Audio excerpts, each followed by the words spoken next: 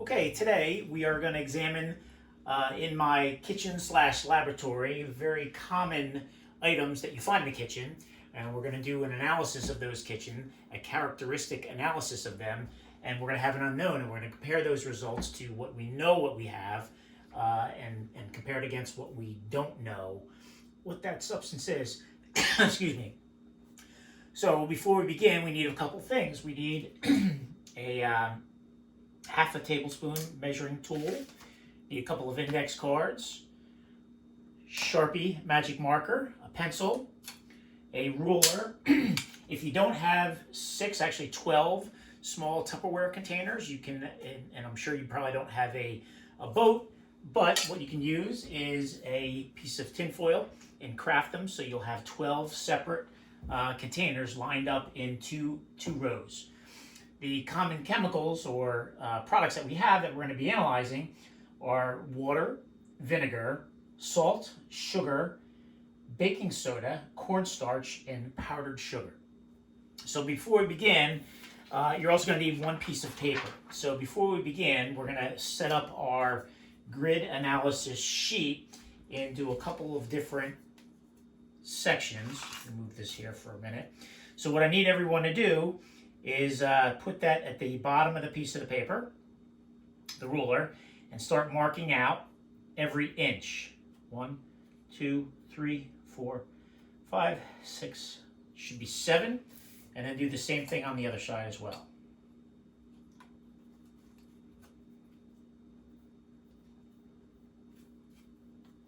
And then we're going to do the same thing on the horizontal face. So we're going to measure our tick marks, starting at 1-inch increments.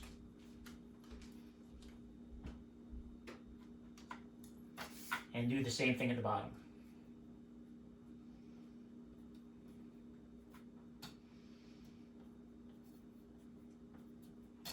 That's going to give us our grid. Once we have that grid in place, at least the grid lines, what we're going to do is connect those two lines at the bottom and the top of each of the paper.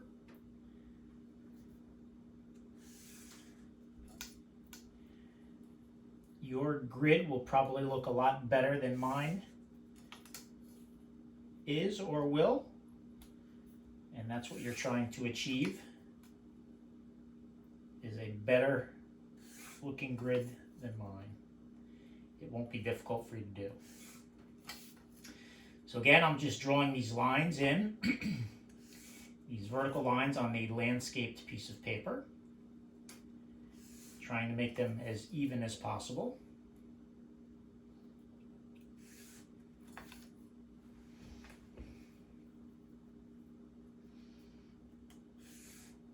Okay, and now we're going to do the horizontal lines, the ones going across the paper.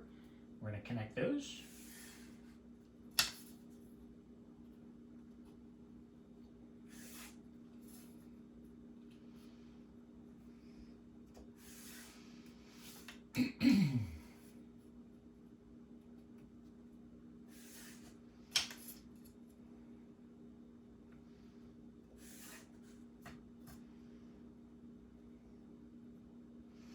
Now there'll be a couple of grids that we may or may not use. Probably we will may not use, but that's okay for right now. Okay, and once we're done that grid pattern, what we're going to do is label those grids. So in that first row, the horizontal row, so this row right here, the top one, we're going to put powder. That's the type of product that we're going to be analyzing. The next block down, we'll put salt, and then sugar. We're actually going right in order here. Baking soda, cornstarch,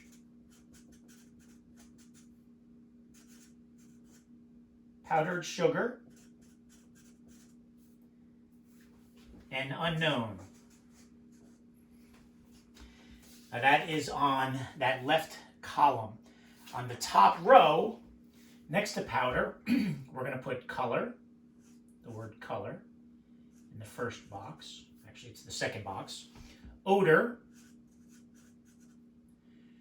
crystal. Each of these words are in its own box. Powder in the next one. The next box is going to be fine. And then coarse. And solubility with water, you can put SOL, H2O. And then RXN for reaction, H2O. And then solubility, vinegar. And then reaction, vinegar.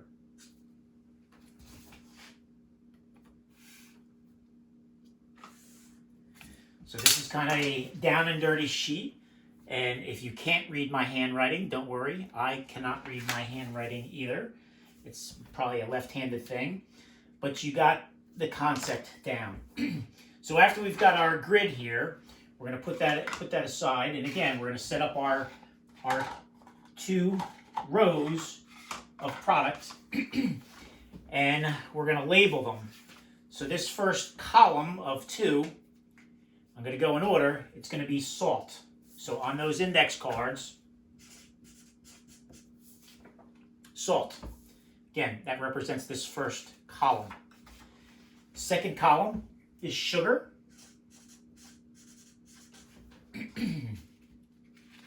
Next index card is baking soda.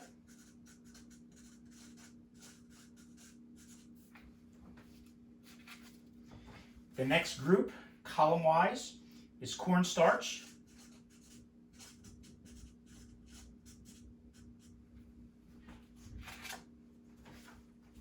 Powdered sugar.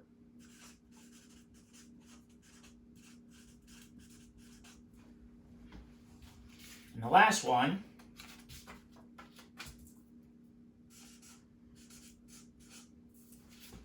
unknown. Now when we get to the unknown part, parents, I'm expecting that you guys will pause this video so that your kids can walk out of the room and you can figure out which one of the unknowns we're going to be testing, so that at least you know. So now that it's all set up, what we're going to do is start putting product in each one of these. And again, what we're analyzing for is characteristic properties of each powder. They're all essentially going to be white powders, but they have different properties to them, and that's essentially what we're analyzing. So, first measurement, the first 2 in the salt column, obviously it's going to be salt, so I'm doing a ½ tablespoon of each. Now typically if I were in the lab, I would be changing these products.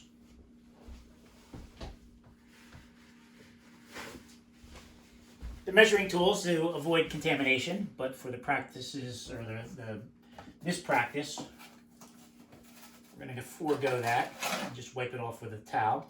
The second column is going to be sugar.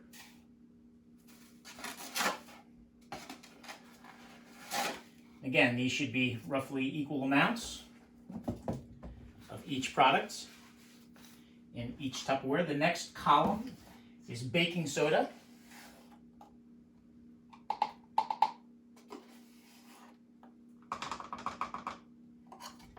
And again, you can see how I'm working, one product at a time. Cornstarch, the next item.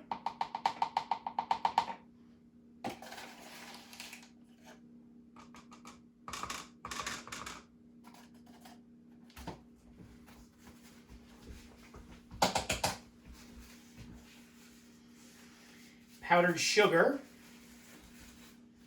is going to be our next one.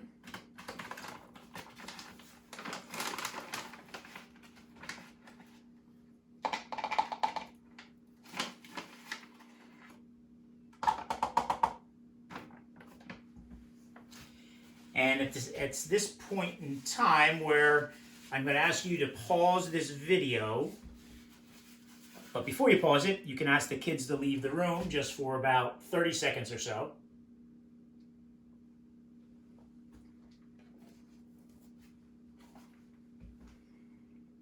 This will be our unknown.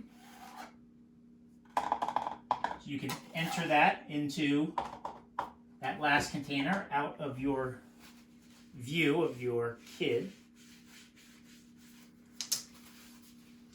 And we're going to put that aside. So now that you've looked at every one of those, we're going to analyze each one of those products, okay? Again, these are two columns and that'll become clear a little bit later what we're doing. So this first, and we're going to examine this top row right first. So in this top row, we're going to go through each one of these chemicals and look at the color first. On this sheet of paper, the grid that you've already done, you're going to write salt. That color to me looks white. So I'm going to put a W on there. The odor, I really have no sense of smell, so I can't tell if it has an odor or not, but you guys can figure that out yourself. If it's an odor, yes or no. I put no because I can't smell it. Then we're going to look at the actual feature, characteristic feature of this particular sample. This sample looks granular to me, so the next question is it crystal or powder? And if you can't see it, and if you do have a magnifying glass, please, by all means, check out that magnifying glass and take a look at those grains. And if you don't have a magnifying glass, you can use our homemade magnifying glass that we made in the last lecture to examine those properties a little bit closer. Be careful not to spill that water in that makeshift lens because it will make a difference. So as you're going through each one of these products, that's what you should be doing. So, and then after you check out to see if it is crystals or powder, then is it fine or coarse? You're going to mark those down in each one of those boxes. Then after it's fine or coarse, we're going to go through each one of these to see if it's soluble in water. And I'll leave that to you to tell me whether or not it's soluble or not in each category. So the solubility of water is salt, sugar, baking soda. Again, you should be describing on this sheet of paper whether or not it mixes well with water or not. Cornstarch is next. Powdered sugar, and the unknown. And you need to record all these values on this makeshift table that you just made. So after you got done all of this, you should see a pattern developing. So this includes that unknown. This unknown column right here is what we're trying to solve for. So how does this behave and how does it look compared to those other samples that we have in our sample field? So you should already be developing an idea, at least narrowing it down based on process of elimination, what our unknown sample might be just based on characteristic traits. So the final telltale is that we're going to be, and again, be very, very careful as you're doing this, doing that same analysis that we did with the water, looking for solubility and looking for a reaction, and you're going to do the same with vinegar and record those results on your sheet of paper. Does it react with water? And is it soluble with water? You could probably hear that there probably is a reaction on this one. It looks like baking soda. But again, we're just analyzing sample by sample because we do not know what this unknown is. And again, you're probably faintly hearing some type of reaction.